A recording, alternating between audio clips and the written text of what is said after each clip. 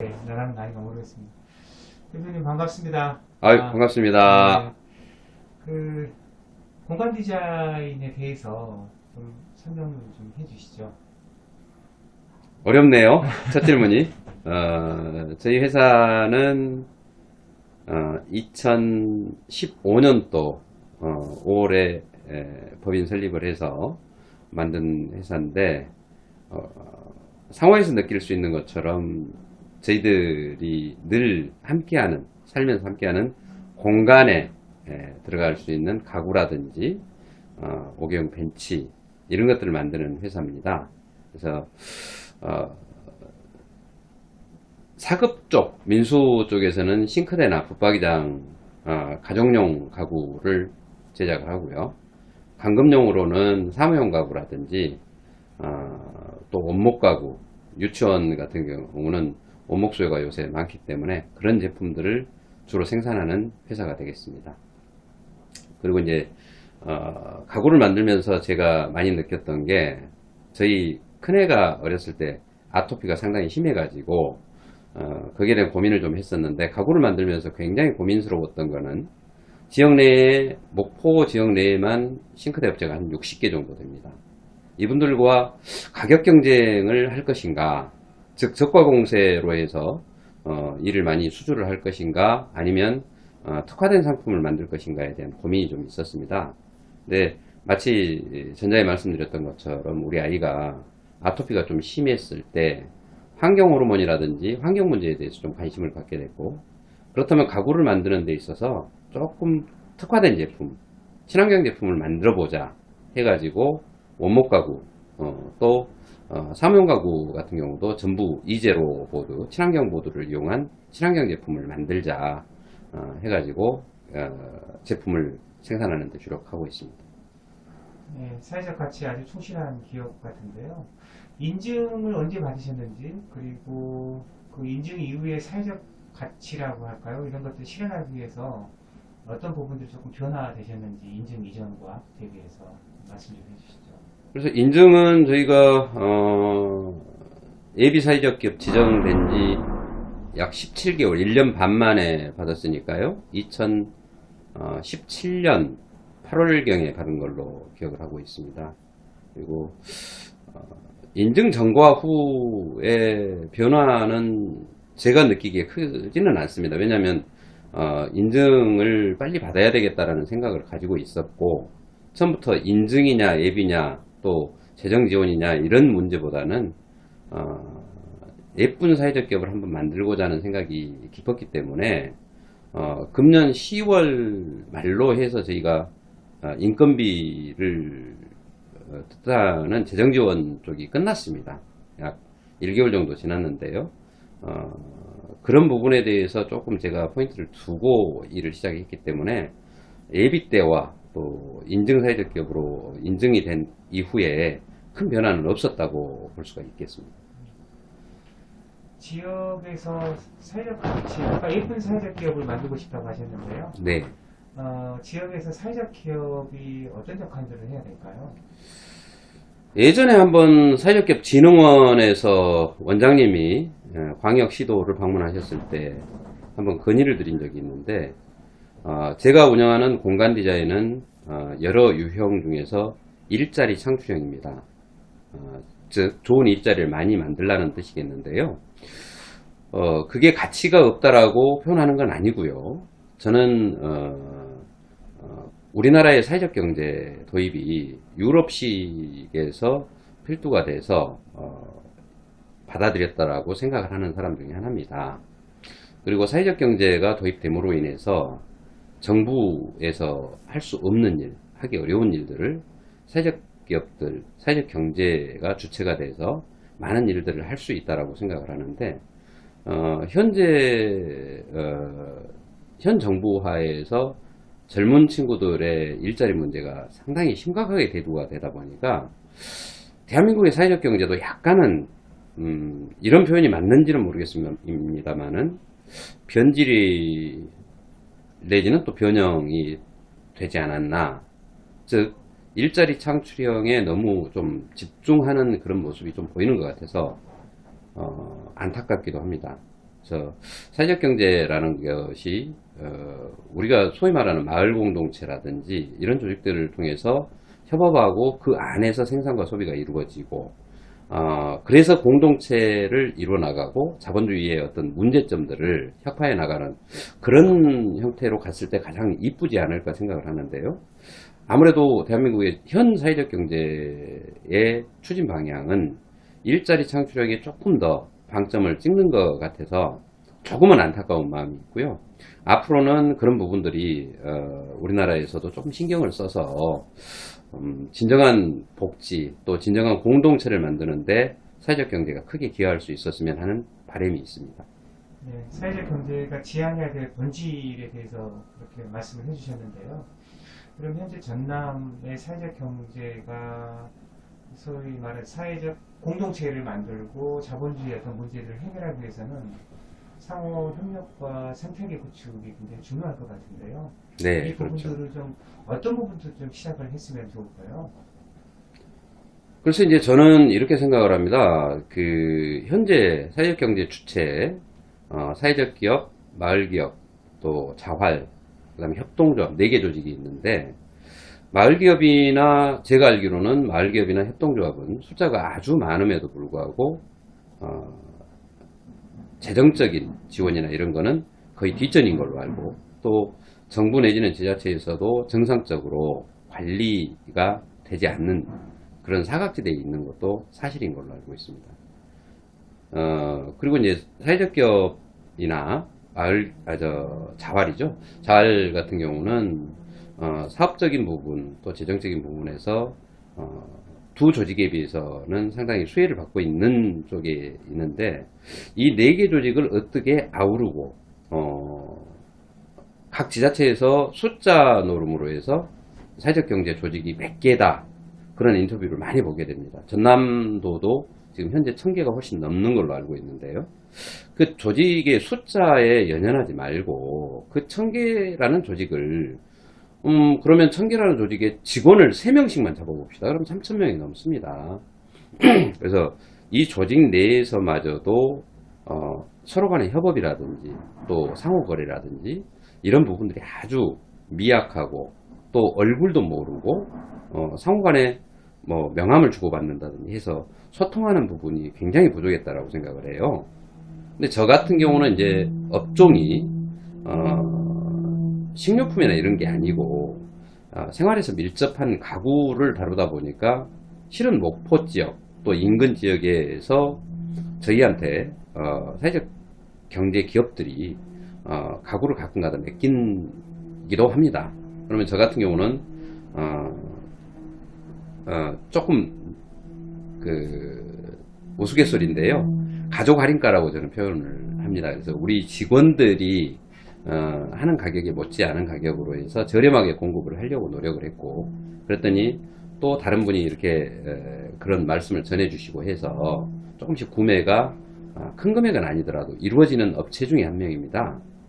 저 같은 경우도 마찬가지로 내가 언제까지 수혜자가 될 것인가 하는 고민이 좀 있었어요. 그래서 하다못해 작은 복사지 하나라도 우리 사회적 경제 제품을 써보자 해가지고 올해부터 지금 실천을 하고 있고요. 그 다음에 이제 저희 같은 경우는 올 초에 제가 대외적으로 선언을 한 게 상호거래에 대한 중요성에 대한 부분이 대두가 됐을 때 그렇다면 우리 공간 디자인에서는 사회적 경제 기업들 지원센터나 중간 지원 조직을 포함한 겁니다. 여기에서 생기는 매출의 영업 마진이 아니라 매출의 총 매출의 2%를 그 사회적 가치 실현에 쓸 수 있게끔 기부를 하겠다 이렇게 했고 지금 현재 다 정산을 하고 있는 중이고요.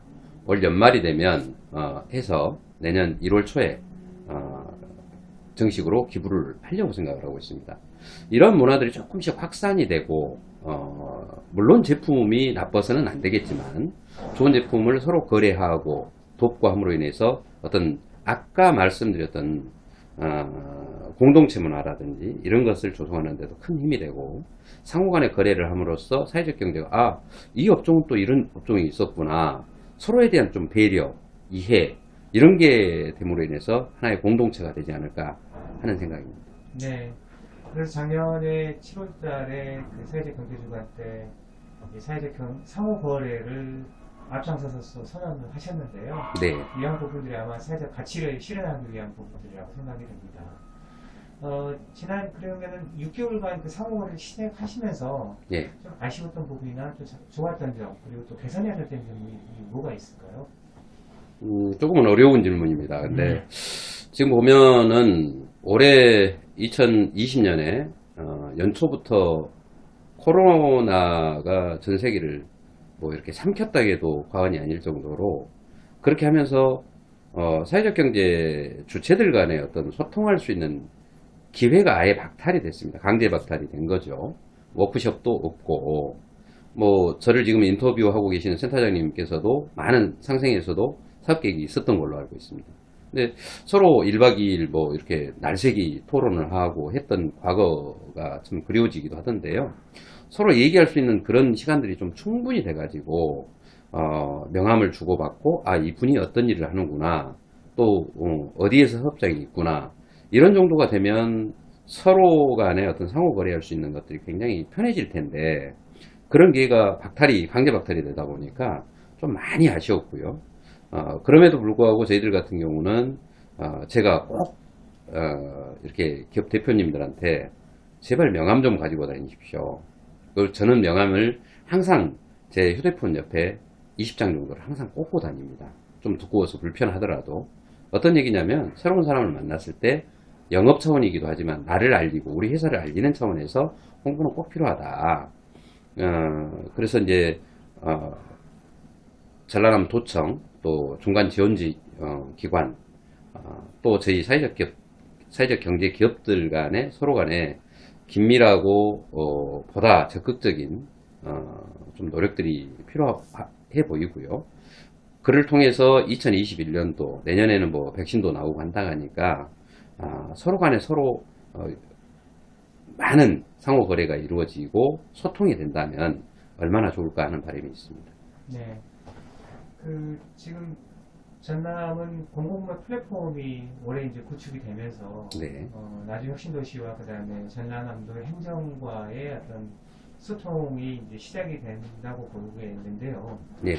이와 관련해서 그 시스템과 관련해서 좀 뭐랄까 기대감이라고 할까요? 그다음에 또 한편으로는 이것을 확장하기 위해서는 기업들에도 관심과 참여가 굉장히 중요할 것 같아요. 준비 사항이라든가 먼저 좀 공공구매를 좀 확장해 나가는 기업 입장에서 그것을 준비하는 기업들에게 좀 당부 말씀이라고 할까요? 이런 부분이 좀 있을 것 같습니다.